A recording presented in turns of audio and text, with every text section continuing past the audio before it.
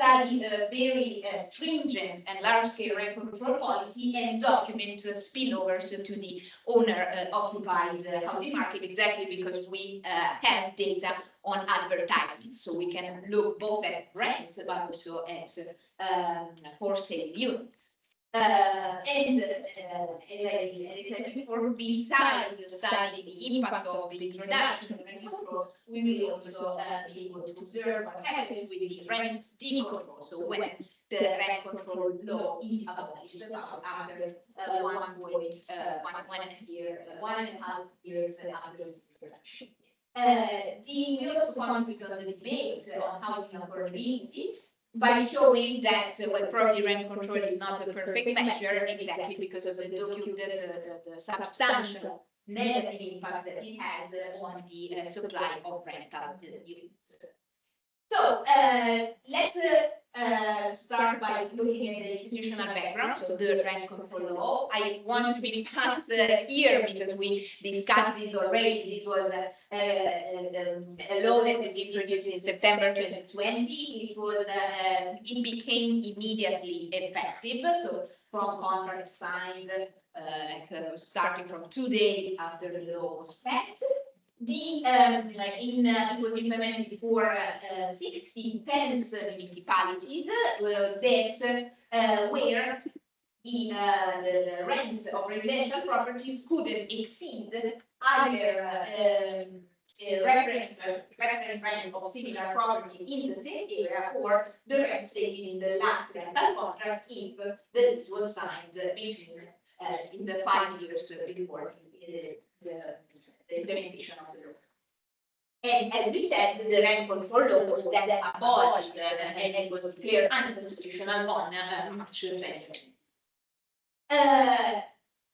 To tell you a bit more about the data that we will be using, so we have data from the online real estate portal Fotocasa, both on rental and for sales units. Fotocasa, together with Idealista, is one of the two main dominant online advertising platforms for both the rental and for sale markets.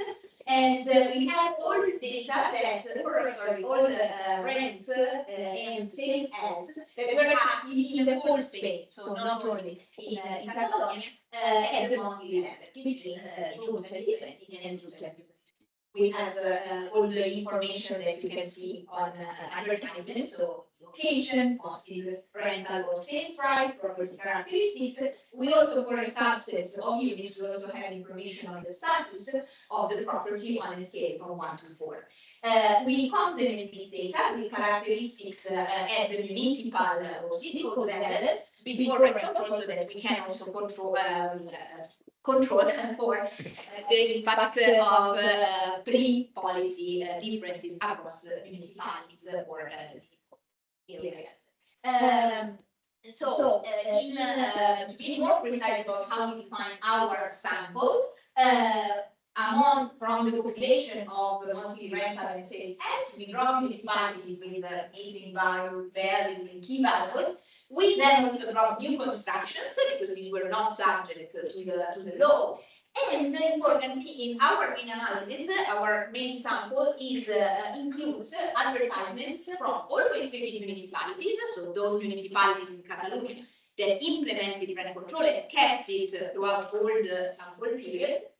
And we compare trends in these municipalities with a sample of never treated municipalities, municipalities that never introduced rent control, from the rest of Spain. We identify these municipalities as being similar to our sample of treated municipalities along a few pre-policy characteristics, such as ownership rates, population density, rental growth, and migration patterns.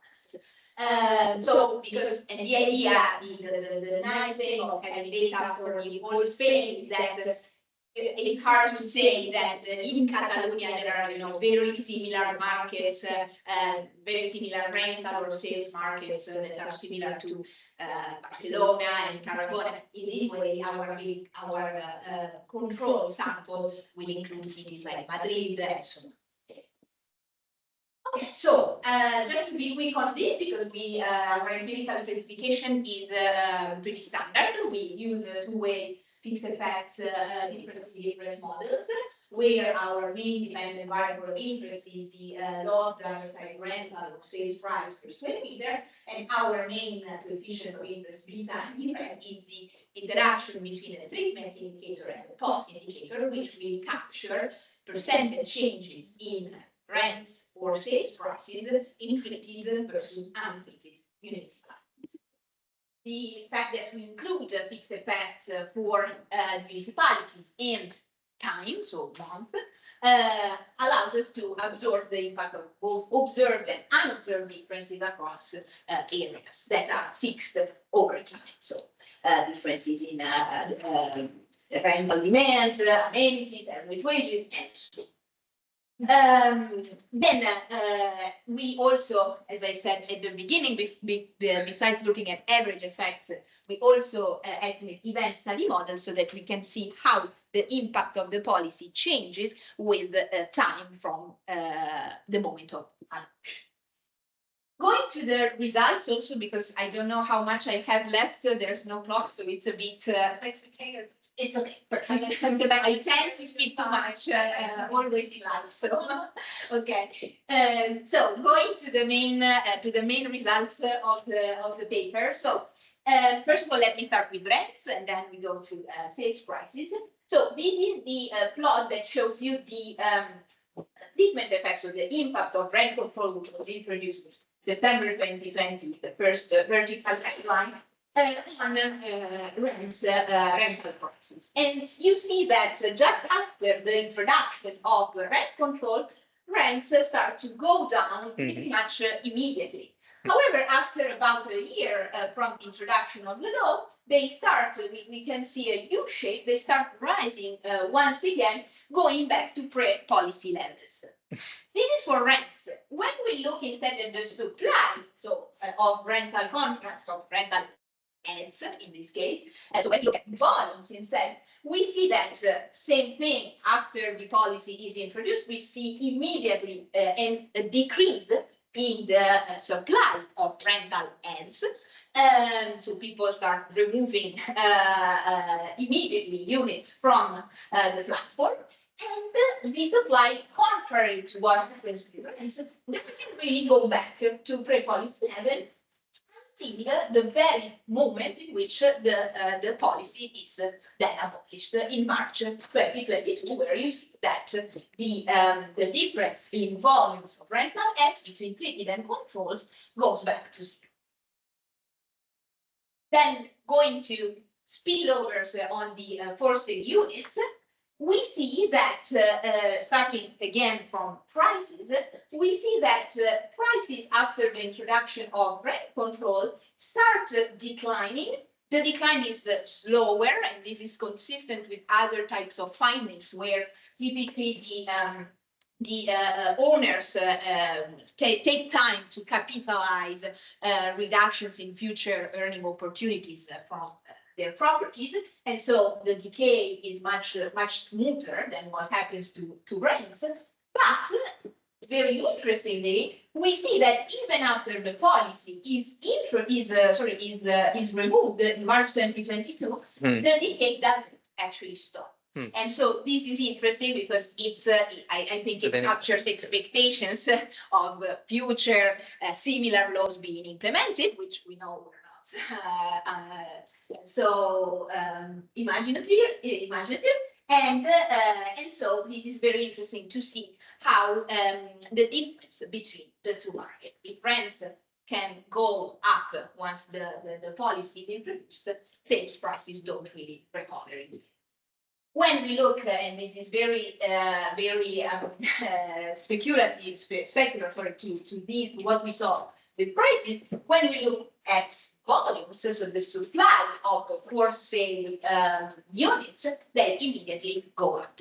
After the introduction of the law, the supply of for sale units in treated municipalities that introduce rent control increases immediately. And again, it doesn't stop, it kind of flattens once the policy is removed, but it doesn't go back to pre-policy levels.